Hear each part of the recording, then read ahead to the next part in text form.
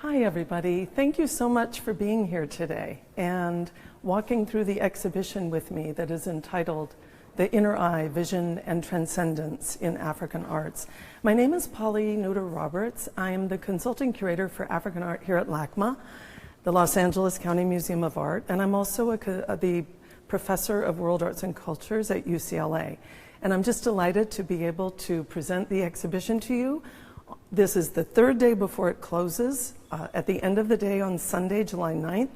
So it's a great opportunity to be able to share with you many of the inspirations behind the exhibition and also to impart valuable knowledge about the arts of Africa with you during our short tour. So Vision and Transcendence in African Arts is an exhibition that I entitled The Inner Eye for very specific reasons that have to do with its focus on vision and visuality. What is the magnetic force that links eye to eye, gaze to gaze? Why are we so compelled to look into the eyes of another being? And yet, in many cultures of the world, and even in our own, that is not always the expected behavior. Many of you know that it's not always appropriate to look in the eyes of an elder, for example, or in some cultures, perhaps for a man to look directly at a woman, or to look at a sacred object. Yet museum going is predicated on the idea that objects are meant to be scrutinized and even consumed with our eyes. We have a chance here to listen to African perspectives and to learn about different ideas about seeing, looking, and vision. I would say that vision is the actual act of seeing, while visuality is the social framework that dictates the behaviors and the expectations around looking. And so if we consider that as a kind of basis to move from, the exhibition presents the most magnificent works of art from Africa, classical works of African art dating from the 13th to the 19th centuries, from West and Central and Eastern Africa, and from many, many different cultures. You will see on view objects that have been borrowed from both private and important public collections, and objects that in many ways have defined some of the best of aesthetic work in the history of African art. But the exhibition was chosen around the theme of vision.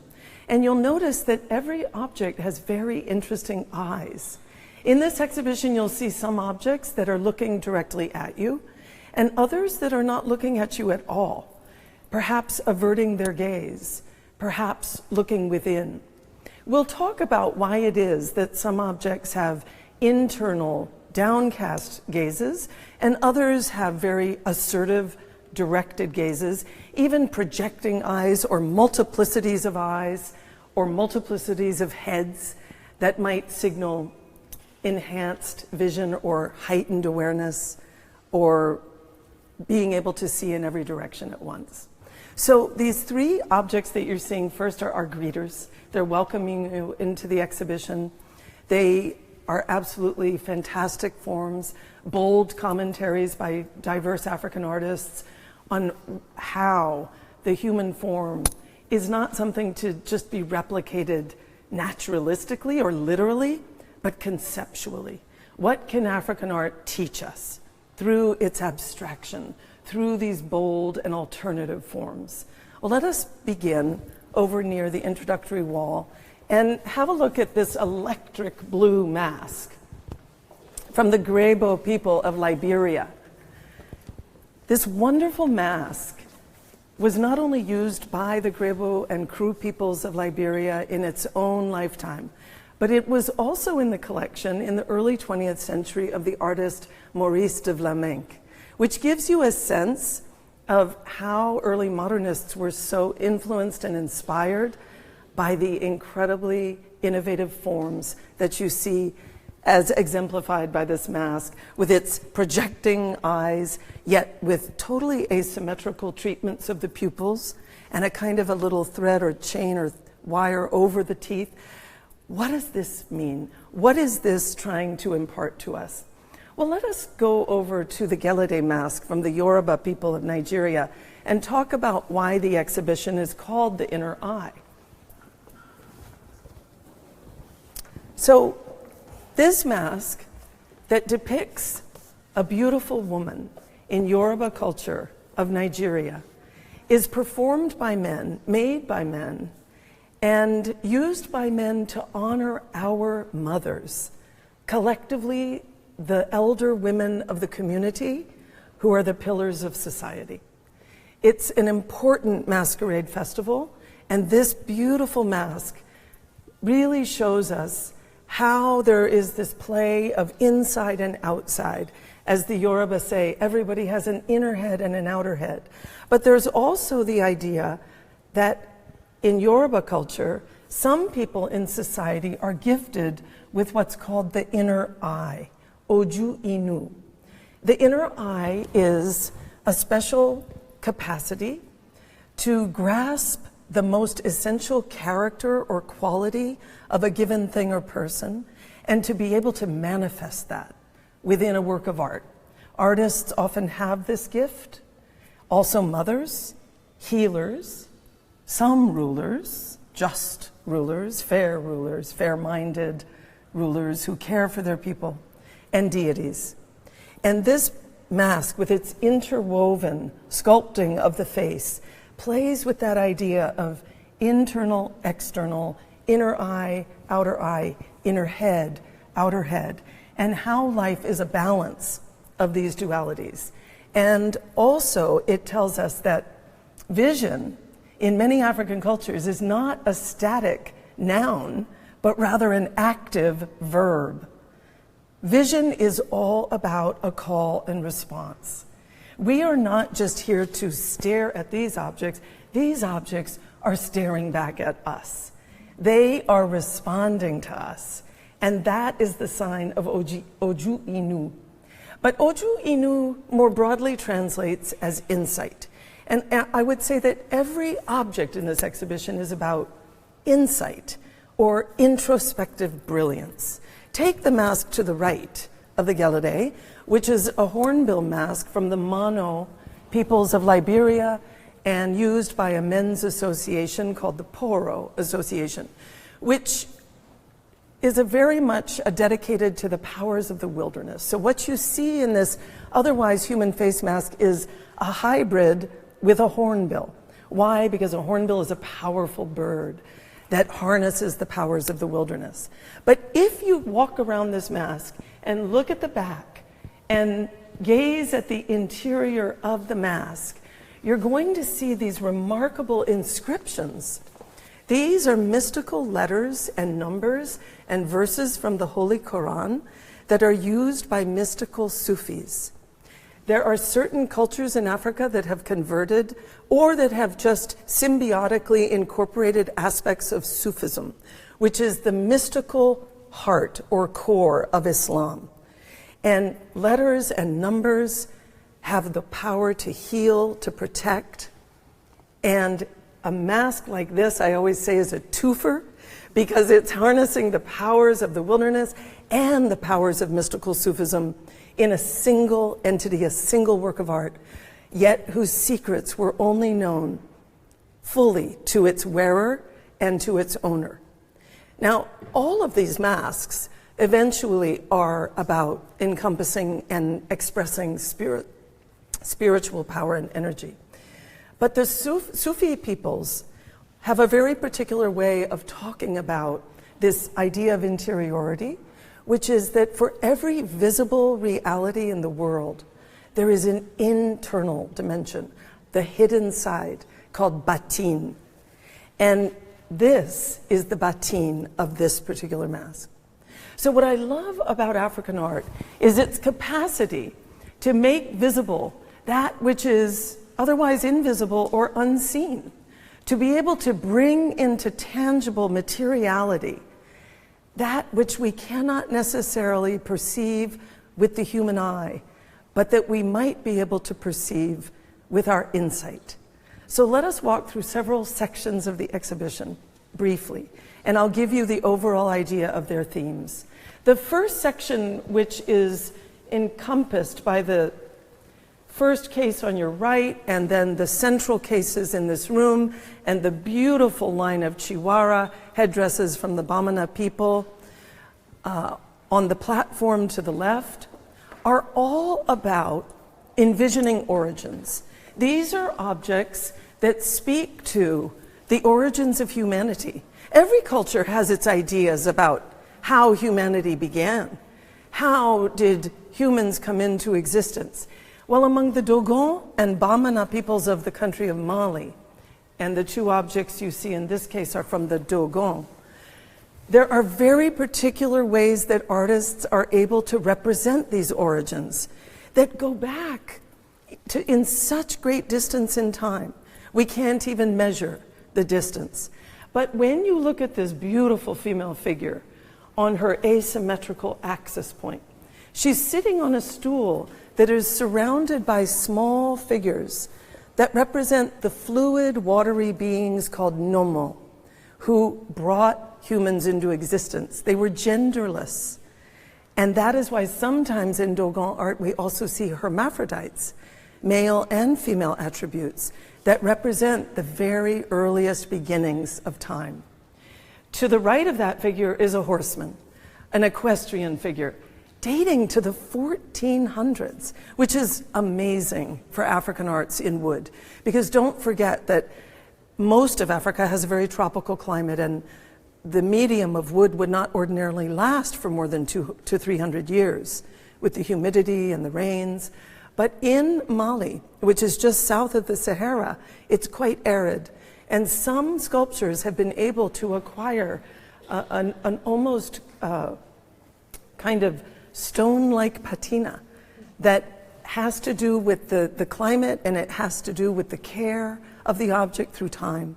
But why the horseman? Because the god Ama, for the Dogon, sent an ark down to earth, and the horse was the first animal to exit the ark. That constituted the beginning of human civilization. Now walk with me over to this section called the Maternal Gaze. And every object from the two cases here to the right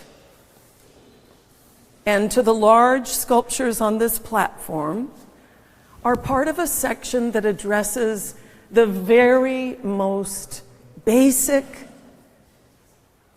practice of looking and loving through the gaze, which is the maternal gaze. Any mom would know and identify with that feeling of what it's like to nurse a child and to have that intimate gaze in the earliest moments of a child's life. Some of these sculptures capture that essence, that Iwa, that character that the Yoruba talked about. But these are not Yoruba. The one I'll focus on is from the Bamana peoples of Mali. This is a sculpture that belongs to LACMA. We acquired it through Collectors Committee in 2013.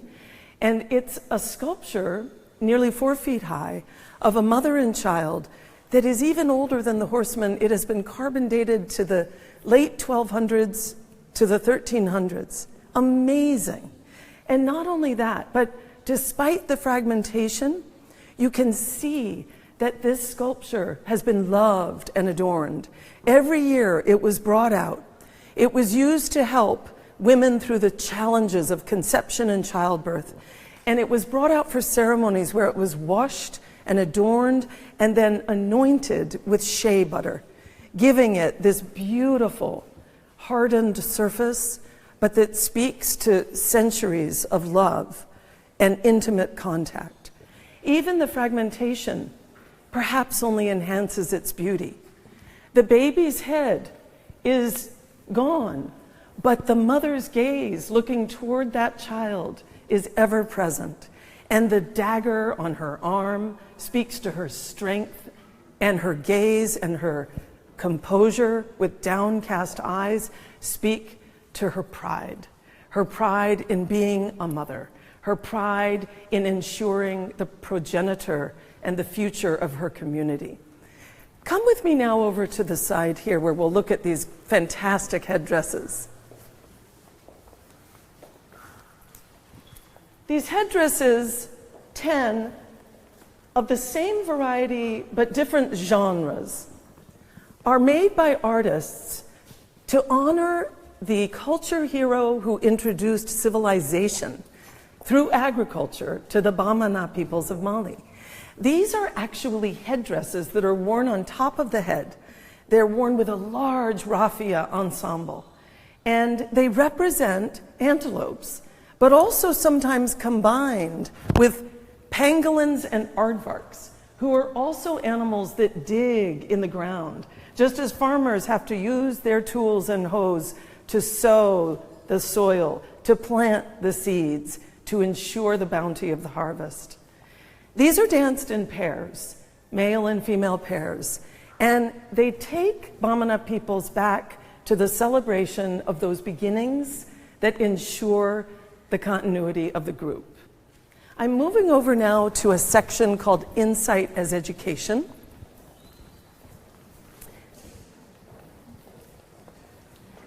And all 5 of the cases that you see at the beginning of the show here are from one culture in southeastern or eastern Congo, Democratic Republic of the Congo, which used to be called Zaire.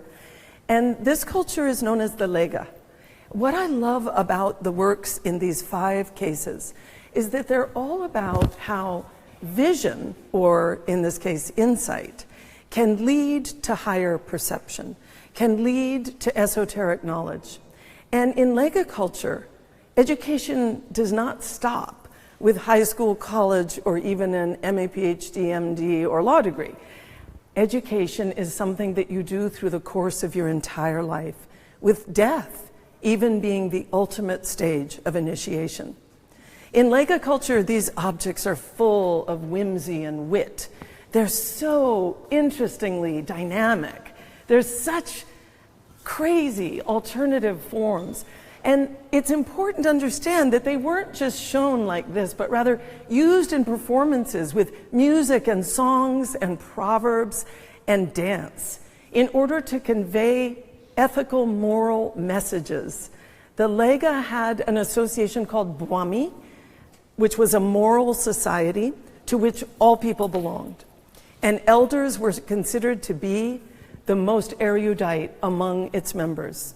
So all of these works in ivory and the masks that you see with such minimalist faces are representations of the elders. But the one that I want to focus on the most is this: a mask with no eyes at all. This mask that's covered in chalk, with its streamlined forms, a minimalist mouth, just a line for the nose, and no eyes at all that we can perceive, is called Big One of the Men's House. The guardian has no eyes.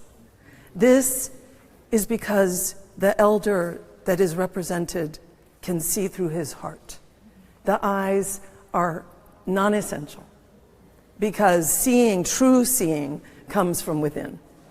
Let us move forward to a section of the exhibition called Beholding Spirit. And in this section, we'll find works from the Democratic Republic of the Congo, from the Luba peoples, which is the area where I did my own doctoral research for many years, 2 years in Congo itself, when it was still called Zaire. And it's been the heart and soul of my work through my entire lifetime, my entire career. But also works from the Hemba and certain other cultures in the area. And what these objects speak to is how certain works of art in Africa are magnets for spiritual power, and how their gaze, in this case, absolutely downcast and internal. This woman is not looking at us. She's looking somewhere else, to another world, perhaps to the spirit world of the Bavigie, who are the tutelary guardian spirits of Luba culture.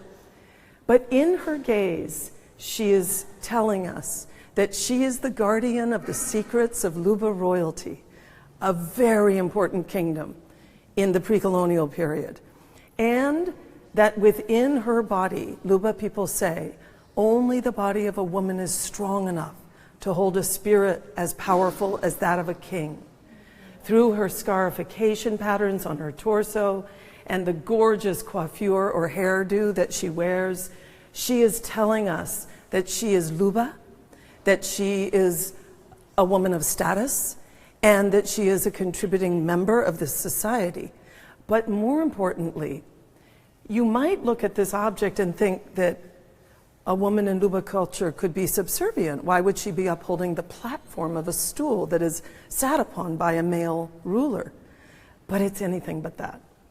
In my time working with Lega people, listening to Lega perspectives, understanding Lega philosophy, what I was taught is that women are magnets for the spirits. And as magnets, as repositories and vessels and dwelling places for the spirits, they empower the male rulers to be even more effective. You have to have the ambiguous gendering of power, the melding of male and female attributes in order to maximize the potentialities of power. And in this work of art, when you consider that it's so beautifully made by one of the most important Lega artists whose hand we know through other sculptures too, with his very crisp, very refined form of carving, that Lega people said, you might think that this is the ultimate work made for human eyes, but these objects were not even always made for human eyes, but rather for the spirit world. And sometimes they were not even on display. Sometimes they were swathed in cloth and kept in another town until it was time for a ceremony when they would be brought out. So they're serving not only those for whom they were made and those in the community, but they are also serving higher powers, spirits and deities, and those who control the universe and maintain balance and harmony. And to continue that idea, let's move to the section called Vigilant Sentinels. This large area of the exhibition with monumental sculptures, at least for African art, are all about the guardians in different African communities. Those guardians who have extra heightened perception, as exemplified by this magnificent forest shrine figure from the Ijo peoples of Nigeria with 7 heads and 14 eyes that are encased with glass. And with its Janus body in black and white and holding militaristic weapons of power with perhaps a leopard or some kind of animal, quadruped on the head. What is this object telling us? That it can see in every direction at once. And as such, it is protecting the community as a whole. Another object does that beautifully as well. If you turn your attention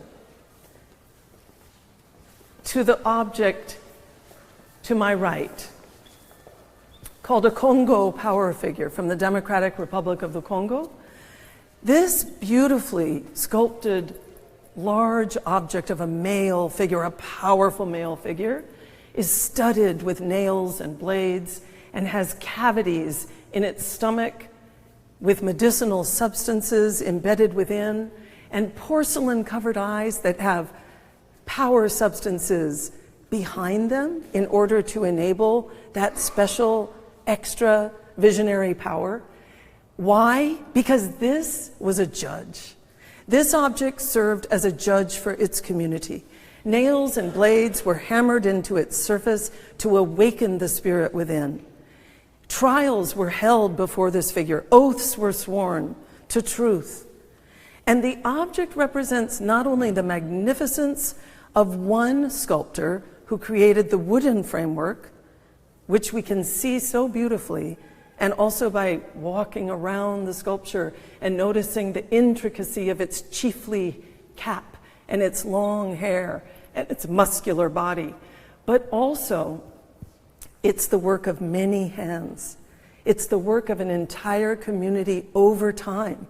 Because sometimes in African art, accumulative objects represent the contributions of many hands through time, many individuals who were healed or protected or whose problems were litigated and whose misfortunes were resolved by an object like this. All the works in this section perform such functions.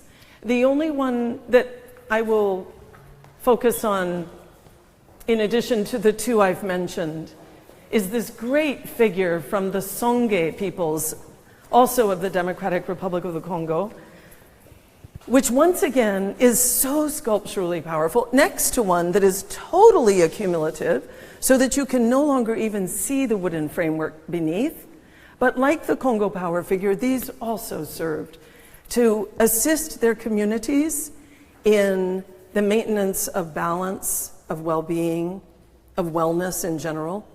And nowhere, I think, is it more beautifully expressed than in this very geometric, kind of abstract sculpture that has horns emanating from the head, the locus of power, and the eye, giving it extended vision. Because horns are always, in most cases, in the traditional arts of Africa, used as repositories for medicinal substances.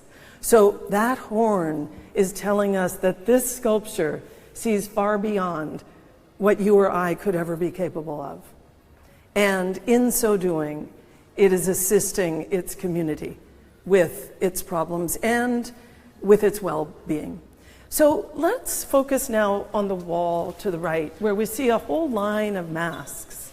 And I want to talk a little bit here about just the remarkable art form that masks are, and the diversity of mask forms that you find in Africa. We've already had a chance to see a few very striking examples at the beginning of the exhibition.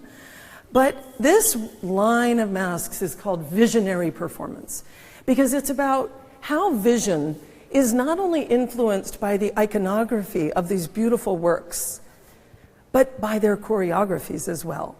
So let me give you some examples. The first three masks are representations of idealized female forms in three very different cultures, from the Baule of Côte d'Ivoire, to the Punu of Gabon, to the Chokwe of Angola. Now, compared to the masks that we will see, you might say, well, they look rather naturalistic. But as I said at the beginning of the tour, most African traditional artists are not striving for naturalism.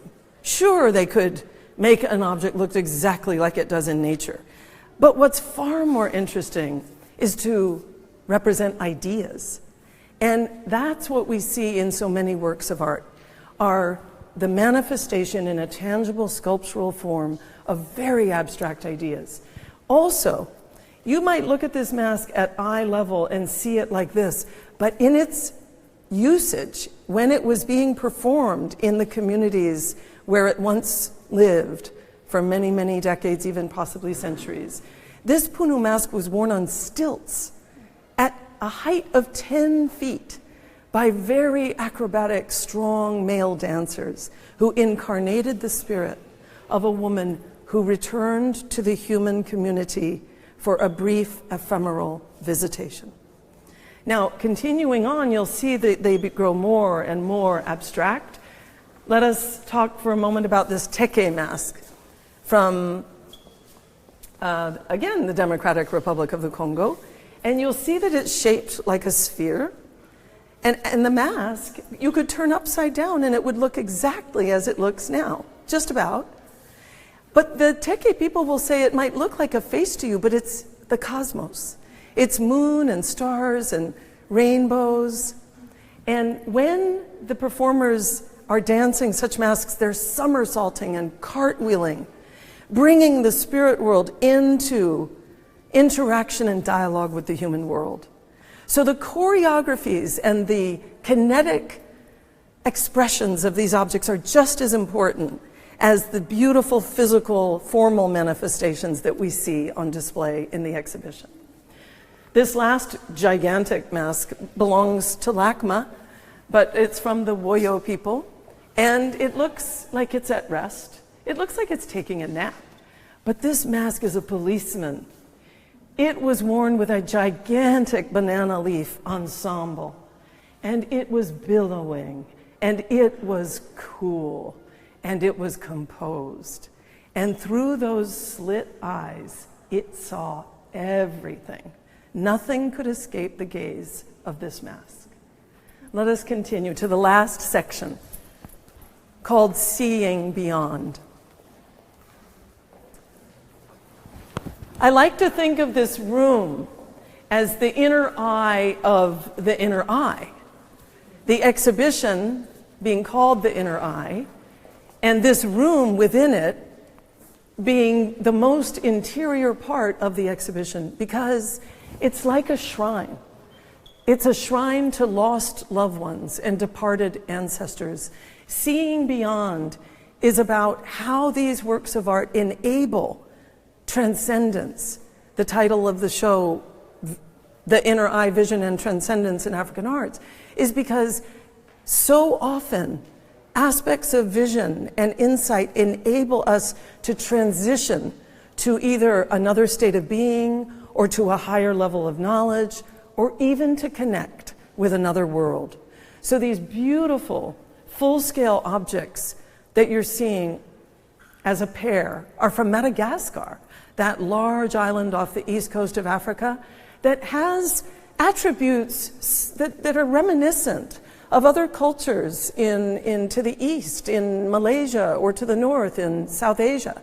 There's a kind of aesthetic that's different in Malagasy art, but they represent important heads of their communities, and they were kept outside, which gives them this weathered and beautiful, very, very kind of emotional pathos that you see in their faces, that you see in their forms, and that is also expressed in a very different way from a second couple from Madagascar, that is from the Vezo peoples. Very much like the other in terms of the color of the wood and the quality of the aesthetic, but these are like dancing figures. These objects are almost kinetic in their movements, in their asymmetry, and in those gazes that are speaking to us and speaking to ancestors and connecting people with those they have loved and lost. This is the power of African art. It has the ability to bridge worlds, to connect us to that which we cannot see. It has the power to bring the invisible into visibility, and at the same time to lead us in what we think is the visible world to the unseen. That is the most poignant message that I leave you with in this exhibition, is that these objects allow us to continue the path of vision beyond this world, to other worlds and to other places, and that we can learn so much from African perspectives on vision and visuality and aesthetic philosophies that take us into worlds of knowledge, philosophies, and ways of knowing that can enlighten and enlarge our purview. They can actually allow us to see more than we could ever see before. Thank you so much.